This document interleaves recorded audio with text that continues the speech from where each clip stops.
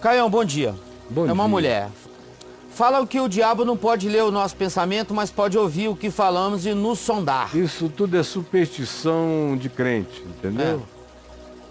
Tem, um ser humano pode ler o pensamento de um outro ser humano, quanto mais um anjo de uma outra dimensão, com poderes de outra natureza, feito de outra natureza energética, que é o caso dos seres espirituais.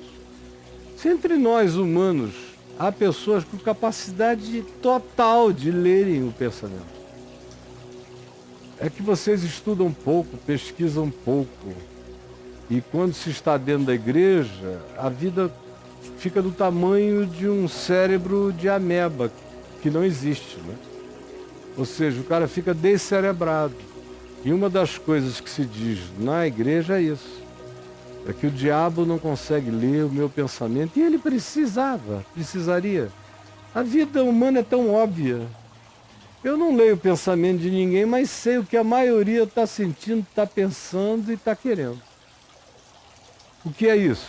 Uma longa e variada experiência dá a você um olhar com uma clinicalidade de discernimento que parece até que você está escaneando o pensamento do outro. Agora, o pensamento já é energia, já é código energético. O pensamento está na iminência de ser lido por máquinas. Dentro de mais 10 anos, 12 anos, se botará eletrodos na cabeça de pessoas e de criminosos ou de gente sofrendo de doenças mentais, que dê permissão para que outro olhe a sua mente, e os pensamentos vão ser ouvidos e gritados para fora, você entendeu? Então é muito atraso imaginar isso. Eu estou dizendo o que eu estou dizendo há 45 anos, quando os crentes começaram a dizer o que você disse aqui. Dizer para mim, já diziam antes, isso era um axioma de crentes. E eu me converti dizendo, não, isso é idiotice. Um homem consegue ler a mente de outro homem. Logo se desenvolverão máquinas para ler os pensamentos. Isso eu falava há 45 anos atrás. Hoje eu tenho certeza que a gente está na boca disso. Além do que nem precisa, porque uma pessoa... Olha, me imagine invisível, entrando na sua casa, sem que você e ninguém soubessem que eu estava dentro dos quartos, no banheiro. Você imagina que eu precisaria ler o seu pensamento para saber tudo sobre você? Claro que não. Saberia assim, ó. Sem entrar na tua casa, conversando um pouquinho contigo, já dá para saber um bocado? Olha aí. Sim. Super interessante, inclusive, o que você falou, e eu pesquisei aqui no Google. Eu fiquei curioso com a história do pensamento, e a Super Interessante deu uma matéria em maio do ano passado que diz o seguinte: ler pensamentos já é possível. Voluntários de pesquisa da Universidade de Washington conseguiram ler a mente uns dos outros no experimento cerebral mais complexo dos últimos tempos, há um ano atrás. Isso, agora espera mais 10, 11, 12, que isso vai estar em clínicas psiquiátricas, vai estar em delegacias de polícia, vai estar em interrogatórios policiais. A Lava Jato do futuro, A Lava Jato é enquanto o delator delata, ele vai estar usando um equipamento para ver se a delação corresponde ao que ele sabe e ao que ele tem. uma confirmação da delação. Poxa vida. Mas e aí? Aí ela segue dizendo o seguinte: acontece, Caio, que eu converso com Deus todos os dias dirigindo. Sim, então eu Pela já te tese, o disse diabo que... também está ouvindo? Minha filha, tanto faz, o diabo pode ouvir tudo que eu digo, e eu digo é na cara dele mesmo. Para com isso, deixa de ser supersticiosa, vira uma crente inteligente. E você já entendeu o que eu disse? O resto que o Braulio vai ler foi na hora da tua ignorância. Até 5 minutos atrás, você era uma ignorante. Quando você fez a primeira formulação, já respondi tudo até o fim. Que é sobre a sua oração, quem está ouvindo, que ouçam os principados e potestades todos. Aliás, Paulo diz que essa é a expectativa. Paulo diz que nós, que somos povo de Deus, que genuinamente queremos viver o Evangelho, somos um espetáculo a principados e potestades. E mais, Paulo diz que se nós somos do Evangelho mesmo, a nossa vida ensina sabedoria a principados e potestades. Então, é só por causa, é falta de leitura, é falta de conhecimento, é falta de discernimento do Espírito de Cristo, do Evangelho, de quem é Jesus e da palavra simples de Jesus e da continuidade aplicada dessa palavra pela via dos apóstolos. Entendeu, minha filhinha? Escreve aí, Braulio. Manda. Leitura de mentes, leitura da mente, leitura da mente. Aí no portal, para ver o que você acha. 226. Pois é, 226, leitura da mente. Isso. Ou escreve aí, dons paranormais. Dons paranormais. Botou correto? Não, tem alguma coisa errada, eu não estou lendo. Dons paranormais, está escrito certo. Tá? Sim. Dons paranormais. Paranormalidade. Vamos ver. Ou só paranormal. Paranormalidade 29. 29. Paranormal. Paranormal o quê? 29 também. 29.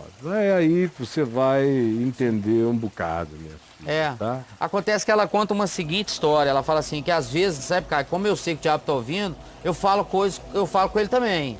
Cara, aí tipo, já começou a cair num outro lado aí de ela fica xingando o diabo no trânsito. Seu filho da mãe. Seu imundinho sujo, se estiver me ouvindo, eu não tô nem aí pra você. Aí a tua oração se torna uma coisa feia. Você imagina alguém que ora para Deus e pro diabo. Senhor Deus, olha só, Satanás, tá vendo o que eu tô falando? Não se mete não, tá bom? Que coisa horrível, minha filha. Qual desenho Eu, animado? por exemplo, o diabo para mim, ele existe e eu trato de tal modo, o meu trato para com o diabo é tão modo no estilo não tô nem aí, do jeito que Jesus ensinou, eis aí o filho do mundo, o príncipe deste mundo, e ele nada tem em mim. Em mim ele não tem assunto, comigo ele não tem discussão, eu não dou ouvidos a ele, tentação dele entra por aqui, sai por ali. Isso. Não dou a mínima para Satanás. Sou de Jesus, estou coberto pela luz, estou vestido pelo mais valente. Tenho todas as armaduras da justiça e da graça. E é poderoso aquele que me cobre, para que eu ande pacificadamente e atravesse o dia mal e permaneça inabalável. Você entendeu? Então, filha, por favor, você precisa aprender a orar. Escreva aí, aprender a orar no portal. Aprender a orar. Aprender quem é Deus. Aprender a orar tem o quê, bro? 149. Pois é, dá uma chegada aí. Oração saudável. Escreva, por favor. Vai ter bem menos, mas vai ter. Oração saudável. Quanto é que dá isso aí? 21. 21. Aprendam, minha gente, para vocês não transformarem a oração numa doença mental. Quer dizer, a oração como doença mental. Você podia escrever rapidamente? Agora. A oração como doença mental, a oração como obsessão. E muita gente que nessa de oração enlouquece, porque não sabe orar como convém. Não aprendeu com Jesus a orar. Por isso os discípulos de Jesus pediram a Jesus, ensina-nos a orar. E Jesus não disse, isso é bobagem. Jesus disse, não, quando orardes, orareis assim.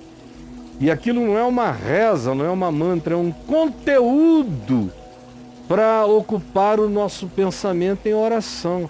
Aqueles são os temas principais, essenciais, da minha atitude mental, do meu modo de pensar, porque o meu modo de pensar é o meu modo de orar.